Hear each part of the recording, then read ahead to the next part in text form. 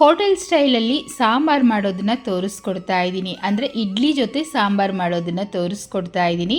ಅದು ತಮಿಳ್ನಾಡು ಸ್ಟೈಲಲ್ಲಿ ಮಾಡೋದು ತೋರಿಸ್ತಾ ಇದ್ದೀನಿ.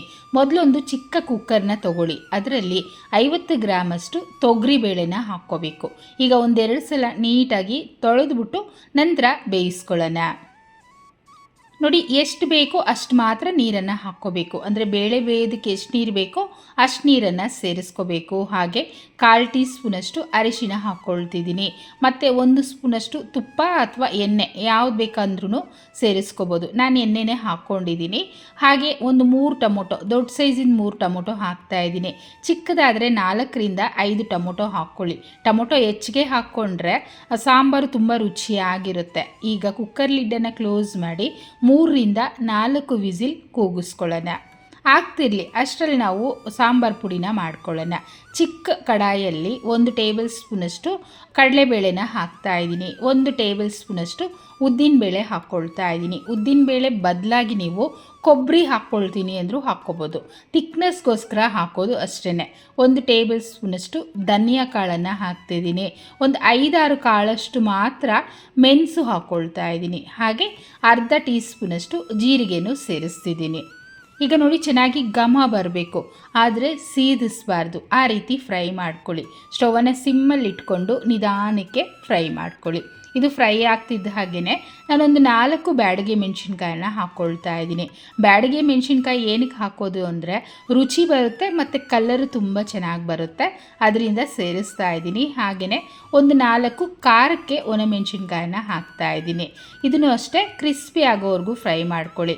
ಮೆಣಸಿನ್ಕಾಯಿ ಸ್ವಲ್ಪ ಮೆತ್ತಗಿದೆ, ಅದರಿಂದ ನಾನು ಚೆನ್ನಾಗಿ ಫ್ರೈ ಮಾಡ್ತಿದ್ದೀನಿ. ನೋಡಿ, ಈಗ ಪೂರ್ತಿ ತಣ್ಣಗಾದ ನಂತರ ನಾವೊಂದು ಮಿಕ್ಸಿ ಜಾರಲ್ಲಿ ಸೇರಿಸ್ಕೊಂಡು ಪೌಡ್ರ್ ಮಾಡ್ಕೋಬೇಕು. ನೀವು ಹೆಚ್ಚಿಗೆ ಕ್ವಾಂಟಿಟಿನಲ್ಲೂ ಮಾಡಿ ಸ್ಟೋರ್ ಮಾಡಿ ಇಟ್ಕೋಬೋದು. ನಾನು ಈಗ ಎಷ್ಟು ಬೇಕೋ ಅಷ್ಟು ಮಾತ್ರ ಮಾಡ್ಕೊಳ್ತಿದ್ದೀನಿ. ಅಷ್ಟರಲ್ಲಿ ಬೇಳೆ ಸಹ ಚೆನ್ನಾಗಿ ಬೆಂದಿದೆ. ನೀವು ನೋಡ್ತಾ ಇರ್ಬೋದು, ಟೊಮೊಟೊ ಅಂತೂ ಪೂರ್ತಿ ಮೆತ್ತಗಾಗೋಗಿದೆ. ಈ ಥರ ಬೆಂದರೆ ಸಾಂಬಾರು ರುಚಿಯಾಗಿ ಬರುತ್ತೆ.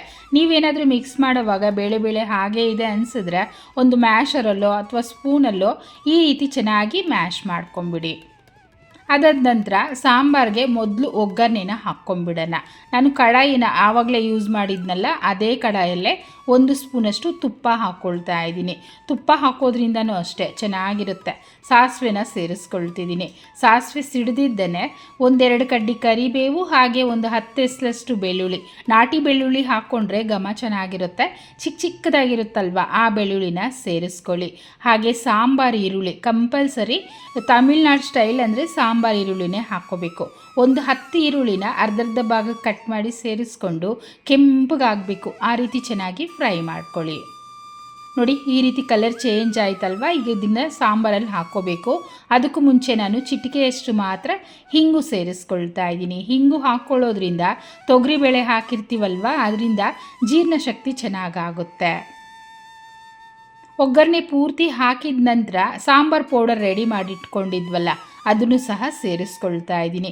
ಇಷ್ಟು ಸಾಂಬಾರಿಗೆ ನಾನು ಮೆಜರ್ಮೆಂಟ್ ಸಮೇತ ಕರೆಕ್ಟಾಗಿ ತೋರಿಸಿದ್ದೀನಿ. ಒಂದು 4ರಿಂದ 5 ಜನ ಊಟ ಮಾಡ್ಬೋದು ಇದರಲ್ಲಿ. ಈಗ ರುಚಿಗೆ ತಕ್ಕಷ್ಟು ಉಪ್ಪನ್ನು ಹಾಕಿ ಚೆನ್ನಾಗಿ ಒಂದು ಸಲ ಮಿಕ್ಸ್ ಮಾಡ್ಕೊಳ್ಳೋಣ. ನೋಡಿ, ಸ್ವಲ್ಪ ಬೆಲ್ಲ ಹಾಕ್ಕೊಳ್ತಾ ಇದ್ದೀನಿ. ಹೋಟೆಲ್ ರುಚಿ ಬರಬೇಕು ಅಂದರೆ ಬೆಲ್ಲ ಹಾಕ್ಕೋಬೇಕು. ನಿಮಗೆ ಬೇಡ, ಸಿಹಿ ಇಷ್ಟ ಆಗಲ್ಲ ಅಂದರೆ ತೊಂದರೆ ಇಲ್ಲ, ಸ್ಕಿಪ್ ಮಾಡ್ಬೋದು. ತುಂಬ ಏನು ಸಿಹಿ ಬರೋದಿಲ್ಲ, ಲೈಟಾಗಿ ಸಿಹಿ ಬರುತ್ತೆ ಅಷ್ಟೇ. ಈಗ ನೋಡಿ, ತುಂಬ ಗಟ್ಟಿ ಇದೆ ಅನ್ನಿಸ್ತಿದೆ, ಅದಕ್ಕೆ ನಾನು ನೀರು ಒಂದು ಸ್ವಲ್ಪ ಹಾಕ್ಕೊಳ್ತಾ ಇದ್ದೀನಿ. ಈ ಸಾಂಬಾರಂತೂ ಸ್ವಲ್ಪ ತೆಳುವಾಗಿದ್ರೇ ಚೆನ್ನಾಗಿರುತ್ತೆ. ನಂತರ ಗೋಲಿಗತ್ರದಷ್ಟು ಹುಣಸೆ ಹುಳಿನ ನೆನೆಸಿಟ್ಟು ರಸನ ಸೇರಿಸ್ಕೊಳ್ತಾ ಇದ್ದೀನಿ. ನಾವು ಟೊಮೊಟೊ ಹೆಚ್ಚಿಗೆ ಹಾಕಿದ್ದೀವಲ್ವ, ಅದರಿಂದ ಇಷ್ಟು ಹುಣಸೆ ರಸ ಹಾಕ್ಕೊಂಡ್ರೆ ಸಾಕಾಗುತ್ತೆ. ತುಂಬ ಹುಳಿ ಆಗ್ಬಿಟ್ರೂ ರುಚಿ ಚೆನ್ನಾಗಿರೋದಿಲ್ಲ. ಅದರಿಂದ ನೋಡಿಕೊಂಡು ಹಾಕ್ಕೊಳ್ಳಿ, ರುಚಿ ನೋಡ್ಕೊಳ್ಳಿ. ಉಪ್ಪು ಹುಳಿ ಖಾರ ಈ ಜಾಗದಲ್ಲಿ ನೋಡಿಕೊಂಡು ಸ್ವಲ್ಪ ಬೇಕು ಅಂದರೆ ಹಾಕ್ಕೋಬೋದು. ಈಗ ಒಂದು 10 ನಿಮಿಷ ಸ್ಟವನ್ನು ಸಿಮ್ಮಲ್ಲಿಟ್ಟು ಕುದಿಸ್ಕೋಬೇಕು. ನೋಡಿ, ಕೊತ್ತ ಅಂತ ಕುದೀತಾ ಇದೆ. ಆ ತುಪ್ಪದಲ್ಲಿ ಒಗ್ಗರಣೆ ಹಾಕಿರೋದಕ್ಕೂ ಹಾಗೆಯೇ ಬೆಳ್ಳುಳ್ಳಿ ಎಲ್ಲ ಹಾಕಿರೋದಕ್ಕೂ ಘಮ ತುಂಬ ಚೆನ್ನಾಗಿ ಬರ್ತಾ ಇದೆ. ಲಾಸ್ಟಲ್ಲಿ ಸ್ವಲ್ಪ ಕೊತ್ತಂಬರಿ ಸೊಪ್ಪನ್ನು ಹಾಕಿ ಮಿಕ್ಸ್ ಮಾಡಿ ಸ್ಟವನ್ನು ಆಫ್ ಮಾಡೋದು ಅಷ್ಟೇ. ಸೇಮ್ ತಮಿಳ್ನಾಡು ಸ್ಟೈಲಲ್ಲಿ ಹೋಟೆಲ್ಗಳಲ್ಲಿ ಮಾಡ್ತಾರಲ್ವ, ಅದೇ ಥರ ನಿಮಗೆ ತೋರಿಸ್ಕೊಟ್ಟಿದ್ದೀನಿ. ಮೃದುವಾಗಿ ಇಡ್ಲಿ ಮಾಡಿಕೊಂಡು ಈ ಥರ ತಟ್ಟೆ ಹೊಟ್ಟೆ ತುಂಬ ಸಾಂಬಾರು ಹಾಕ್ಕೊಂಡು ತಿಂದರೆ ಎಷ್ಟು ಚೆನ್ನಾಗಿರುತ್ತೆ ಅಂತೀರ. ಖಂಡಿತ ನೀವು ಟ್ರೈ ಮಾಡಿ ನೋಡಿ, ಹೇಗೆ ಬಂತು ಕಮೆಂಟ್ ಮಾಡಿ, ಮತ್ತು ಲೈಕ್ ಮಾಡಿ, ಶೇರ್ ಮಾಡಿ, ಚಾನಲ್ನ ಸಬ್ಸ್ಕ್ರೈಬ್ ಮಾಡ್ಕೊಳ್ಳಿ. Thank you.